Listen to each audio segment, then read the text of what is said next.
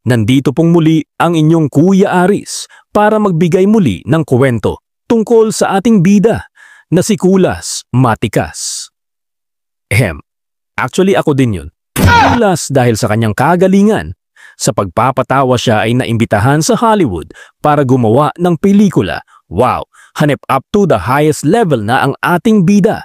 Si Kulas ay naimbitahan para mag-shoot ng action film sa Hollywood. Makakasama niya ang ilang veteranong action star doon.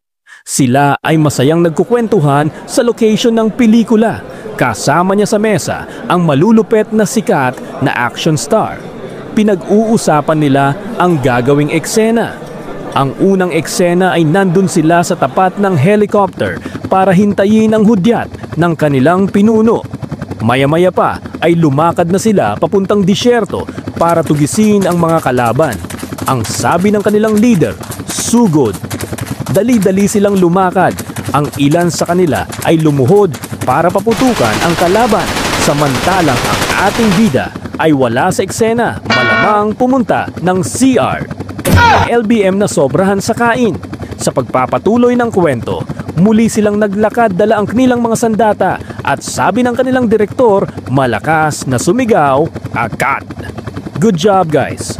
After ng shooting, naisipan ni Kulas na ayain ng inuman ang kanyang mga kasama. At yun, masaya silang nagiinuman at nakuha pang mag-selfie kasama ang ating bida.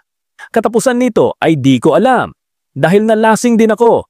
Salamat at sana nag-enjoy kayo sa maikling kwento ni Kulas Matikas.